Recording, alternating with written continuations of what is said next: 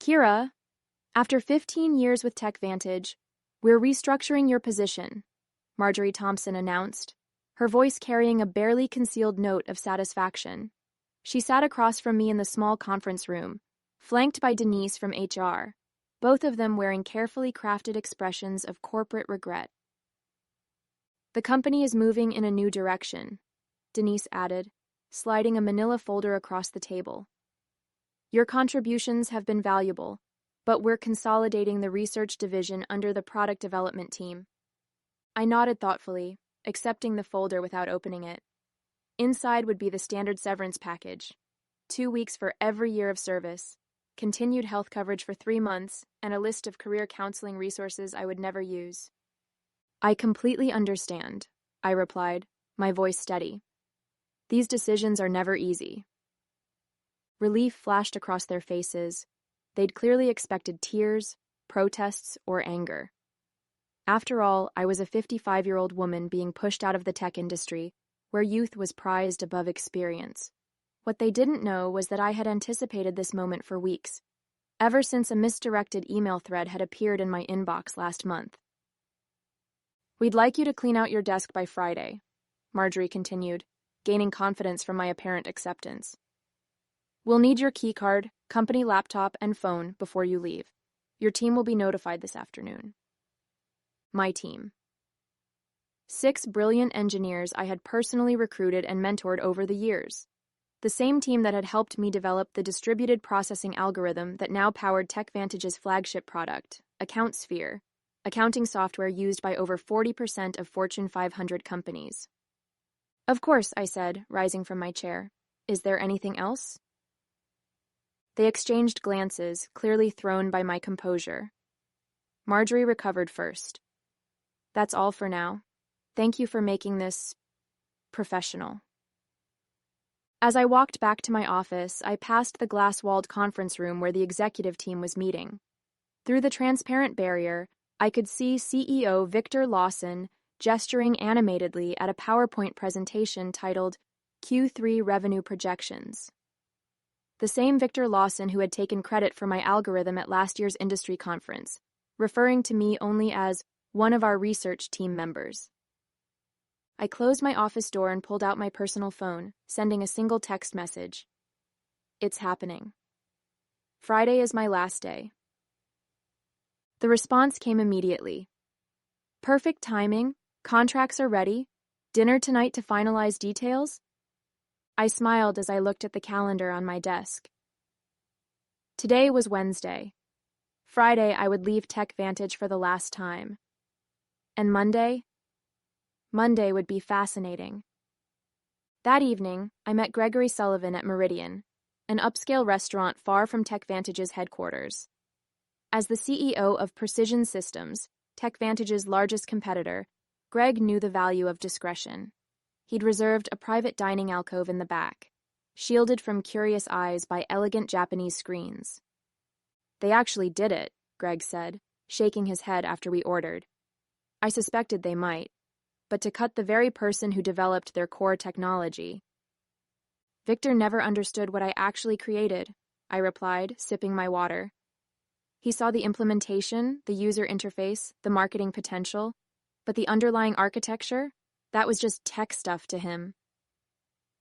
The irony was almost too perfect. 3 months ago, I discovered the patent application for my distributed processing algorithm had never been filed by TechVantage's legal team. An oversight, they'd claimed when I inquired. They'd assured me they'd handle it immediately. But something about their response had seemed off, prompting me to check the company's internal documentation. That's when I found it, a strategy memo outlining plans to claim the algorithm as company-developed technology without specific inventor attribution. They'd planned to push me out before securing the patent, knowing intellectual property developed by employees typically belonged to the company. What TechVantage didn't know was that I'd already been working on refinements to the algorithm on my own time, using my personal equipment. Those improvements, which dramatically increased processing efficiency by 43%, weren't covered by my employment agreement. I'd quietly filed for a patent under my own name last month, fully documented with timestamps and development logs, that clearly showed the work was completed outside of company time. The patent had been granted with remarkable speed, thanks to Greg's introduction to a top-tier IP attorney. All the paperwork is finalized, Greg said now, sliding a folder across the table. As soon as you sign, Precision Systems officially acquires exclusive licensing rights to your patent. The press release goes out Monday morning, announcing you as our new Chief Innovation Officer. I reviewed the documents carefully, though I'd already memorized the key terms: a 7-figure signing bonus, substantial equity in Precision Systems, and ongoing royalties from all products using my algorithm. What do you think Victor's face will look like when he realizes what's happened? Greg asked, unable to hide his satisfaction at the prospect. I'm more concerned about my team, I admitted. They don't deserve to be caught in the fallout. Greg nodded. Already addressed. We have positions for all 6 of them if they're interested. Senior roles with significant raises. I signed the final page and closed the folder. In one elegant move, I had secured my future, protected my team, and ensured recognition for my work. To new beginnings, Greg said, raising his glass. And to owning your own value, I added, clinking my glass against his. Thursday and Friday passed in a blur of exit interviews, knowledge transfer meetings, and saying goodbye to colleagues. I maintained my professional composure throughout, even as rumors spread across the company. Administrative assistants gave me sympathetic glances in the hallways. Junior developers approached awkwardly, asking if I'd provide LinkedIn recommendations before I left. I documented everything meticulously, every project, every password, every process, knowing full well that TechVantage would soon discover just how thorough they needed me to be. My decision to leave comprehensive transition notes wasn't kindness. It was evidence. Evidence that I had acted in good faith while the company had not. During my final exit interview on Friday afternoon, Denise from HR went through the standard checklist with mechanical efficiency. You understand that any intellectual property developed during your employment remains the property of TechVantage, she stated, pushing a non-disclosure agreement across the table. Of course, I replied pleasantly. Anything developed within the scope of my employment, using company resources during company time. I emphasized those qualifiers slightly, but Denise was too busy checking boxes to notice. And you affirm you have no copies of proprietary company information? I have taken nothing that belongs to TechVantage, I confirmed truthfully. The patent was mine, after all.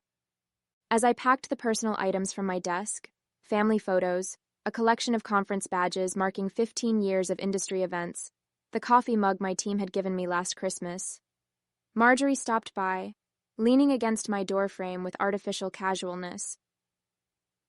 I just wanted to check that everything's clear for your departure, she said, watching me place items into a cardboard box. Crystal clear, I replied, wrapping a small award I'd received for the very algorithm now at the center of my plans. The irony wasn't lost on me as I carefully placed it between layers of tissue paper. You know, Kira, these restructuring decisions are never personal, Marjorie continued. Victor feels the company needs to move in a more youthful direction. I looked up, meeting her gaze directly. I understand completely. Business is business. Something in my tone made her pause. For a brief moment, uncertainty flickered across her face, but she quickly dismissed it. What could a soon-to-be unemployed 55-year-old woman possibly do? Will you be taking some time off? She asked, an artificial note of concern in her voice. Actually, I already have something lined up, I replied. I start Monday. Oh. Surprise crossed her features. That's fast? Anything interesting? I smiled. Very. A leadership position. I'm quite excited about it. She nodded absently, already mentally moving on to other matters. Well, good luck with that. As I walked out of TechVantage's glass headquarters for the final time, keycard surrendered and personal belongings in tow, I took a moment to look back at the building where I'd spent 15 years of my career.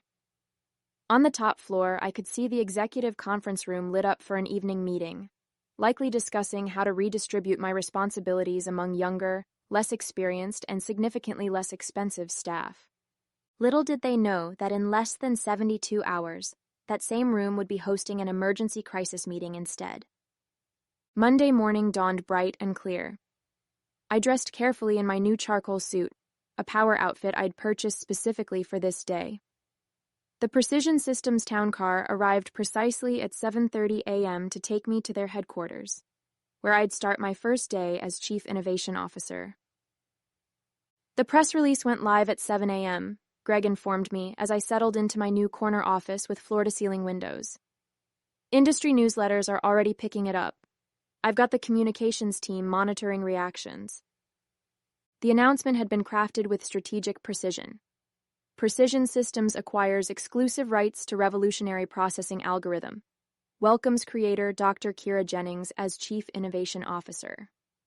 It detailed my background, emphasized my role as the sole inventor of the patented technology, and outlined how Precision Systems would be integrating the algorithm into their next generation of products. Most importantly, it clearly stated that any company currently using the technology would need to negotiate licensing agreements with Precision Systems moving forward. At precisely 9:15 a.m., my phone lit up with the first text from my former team at TechVantage. "Complete chaos here. What did you do?" It was from Miguel, my lead developer. I smiled, typing back, "Check your personal email. All 6 of you have offers waiting." Meanwhile, 8 miles away at TechVantage headquarters, the scheduled Monday morning executive meeting was undergoing a dramatic transformation. According to Miguel's play-by-play updates throughout the morning, Victor had arrived at the office to find the company's general counsel and chief financial officer waiting at his door, both ashen-faced. The industry announcement had hit their inboxes simultaneously, setting off immediate alarms. By 9:30 a.m., what should have been a routine start-of-week meeting had morphed into an emergency crisis session. Board members were calling in remotely. The legal team was frantically reviewing my employment contract and the documentation around the algorithm's development. "They're pulling every file with your name on it," Miguel reported. "Someone just wheeled in all the servers from the research division for the tech team to analyze." I could picture the scene perfectly. Victor pacing the conference room, demanding explanations from Marjorie and the legal department. The stock would already be responding to the news. Investors hated uncertainty, and the announcement had created plenty of it. At 10:45 a.m., I received an email from Victor himself, the desperation practically emanating from my screen. "Kira, there appears to be a misunderstanding. Please call me at your earliest convenience to discuss." I forwarded it to Precision Systems' legal team without responding. By noon, the industry was buzzing with speculation. TechVantage's stock had dropped 7% since the market opened, while Precision Systems had seen a 12% increase. 3 different technology journals had requested interviews with me about the strategic coup that had shaken the accounting software industry. "How are you feeling?" Greg asked, stopping by my office as I settled in. "Validated," I replied honestly. 15 years of watching others take credit for my work, of being told I should be grateful just to have a seat at the table, and now, finally, recognition. My new executive assistant appeared at the door. "Dr. Jennings, the development team is ready for you in the main conference room. And..." She hesitated. "TechVantage's CEO has called 4 times in the last hour." "Please let him know I'm in meetings all day," I replied calmly. "I'll have our legal team reach out to discuss licensing options later this week." As I walked toward my first meeting as Chief Innovation Officer, my phone buzzed with another update from Miguel. "Board just called emergency session. Victor looks like he's about to explode. P.S. My team and I accept your offer. When can we start?" By Tuesday morning, the full impact of my departure had become clear to everyone at TechVantage. Their flagship product, AccountSphere, relied entirely on my algorithm to process the massive datasets that gave it an edge over competitors. Without licensing rights to my patent, they faced 2 equally unpalatable options: negotiate with Precision Systems or rebuild their core technology from scratch, a process that would take years and millions in development costs. Victor has called an all-hands meeting for 2 p.m., Miguel texted. It was his last day at TechVantage. He and the rest of my former team would be starting at Precision Systems next Monday. Rumor is they're going to try to sue you. I forwarded his message to our legal department, who responded almost immediately. Let them try. Your documentation is impeccable. Development logs, timestamps, personal equipment usage, all clearly established. We've prepared for this scenario. Meanwhile, I was settling into my new role with remarkable ease. The respect I received at Precision Systems was a stark contrast to my final years at TechVantage. When I spoke in meetings, people actually listened. My ideas weren't repackaged by male colleagues and presented as their own.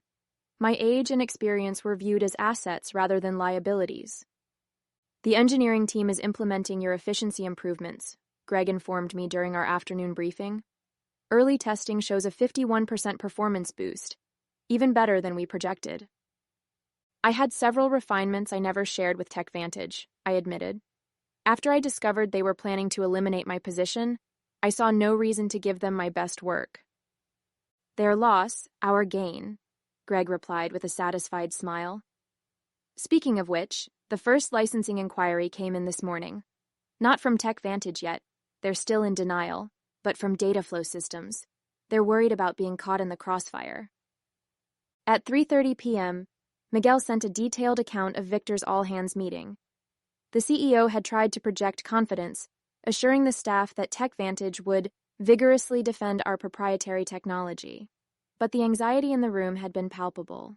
Several employees had already updated their LinkedIn profiles, sensing the company's vulnerability. Marjorie looked like she was about to faint when someone asked directly if they'd failed to secure the patent, Miguel reported.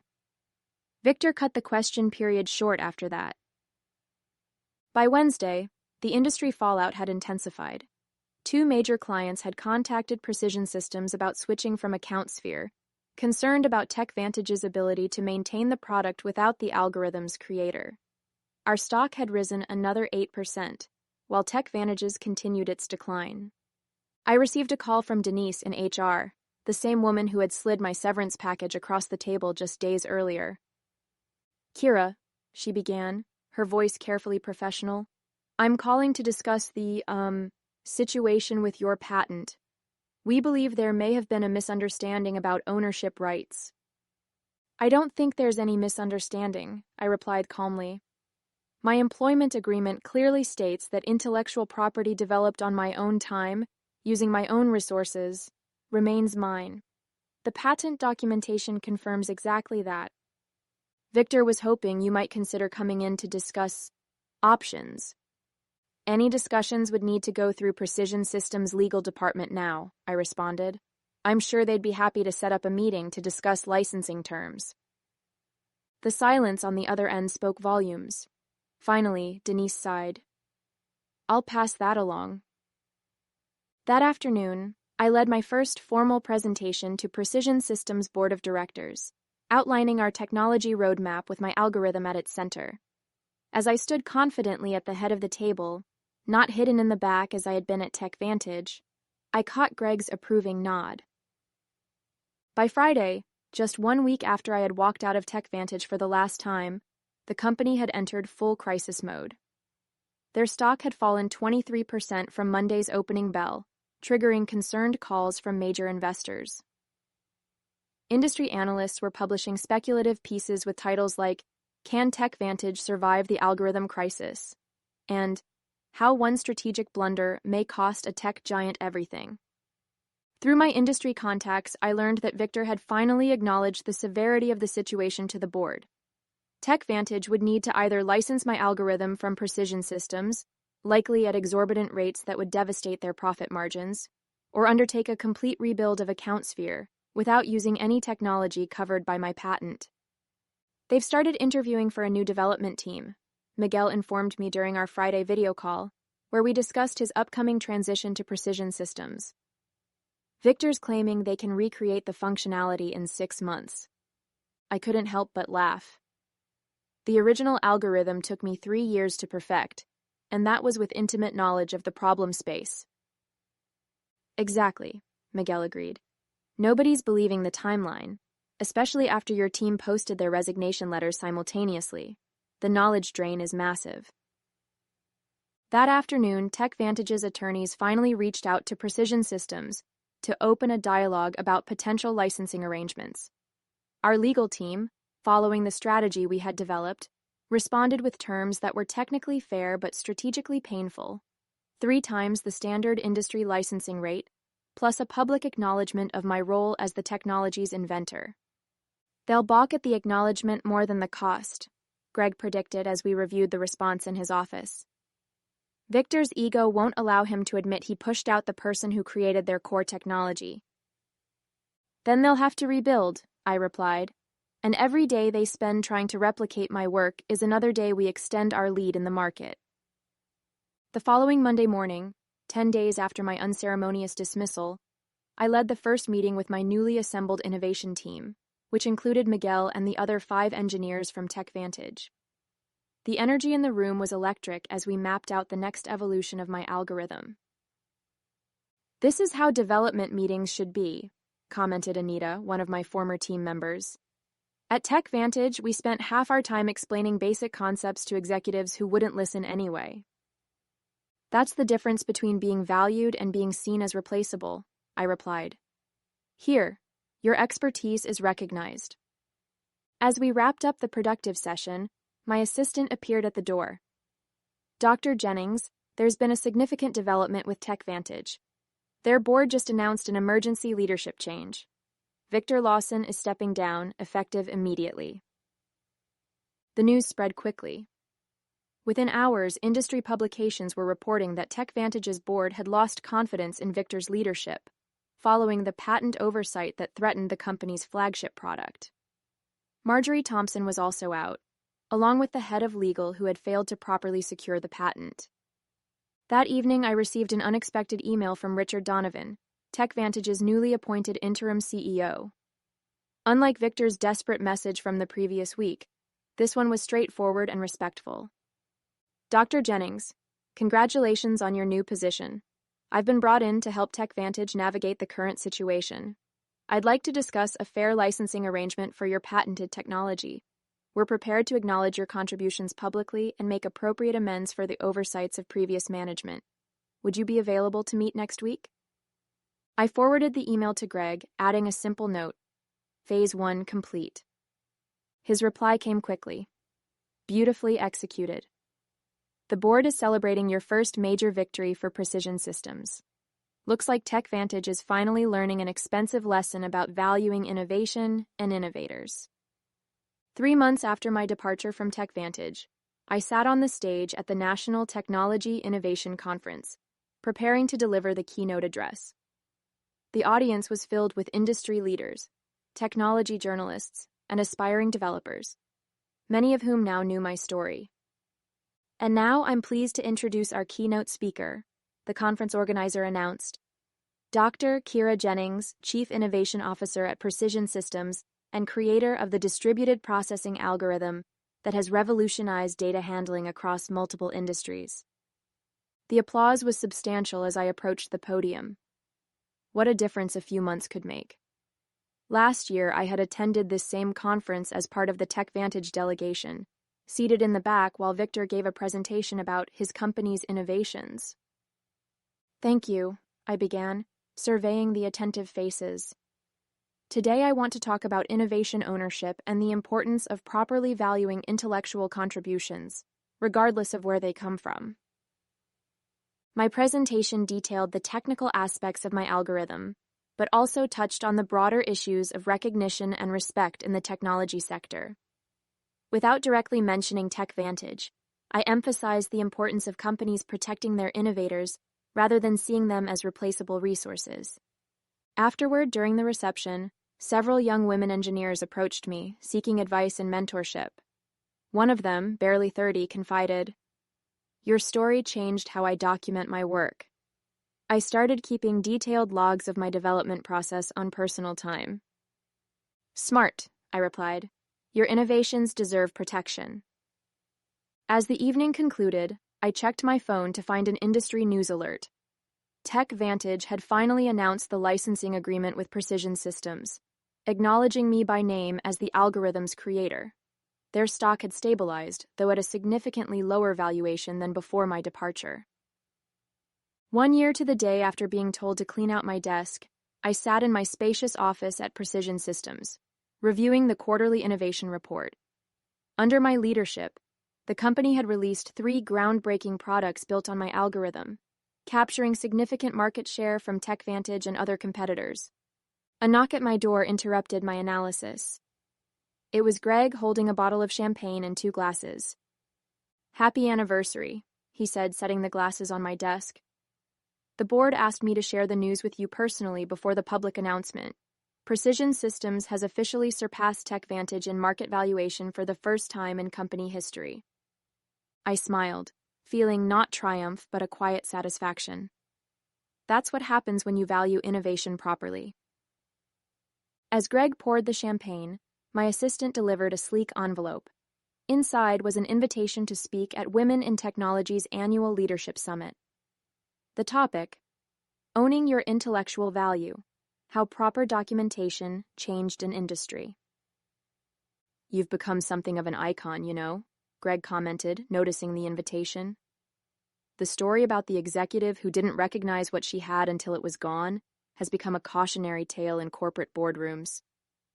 Richard Donovan, who had remained as TechVantage's CEO after the crisis, had implemented sweeping changes in how the company recognized and rewarded innovation. Their new policies on intellectual property protection and inventor recognition were reportedly modeled after the program I had established at Precision Systems. "It was never about revenge," I said, raising my glass in a toast. "It was about recognition, about showing the industry that innovation isn't anonymous. It comes from real people who deserve real credit." "To proper recognition," Greg agreed, clinking his glass against mine. As the afternoon sun streamed through my office windows, I reflected on my journey. At 56, I had finally found what had eluded me throughout my career, not just success, but acknowledgement. My name was now permanently attached to the algorithm that had changed an industry, exactly where it belonged.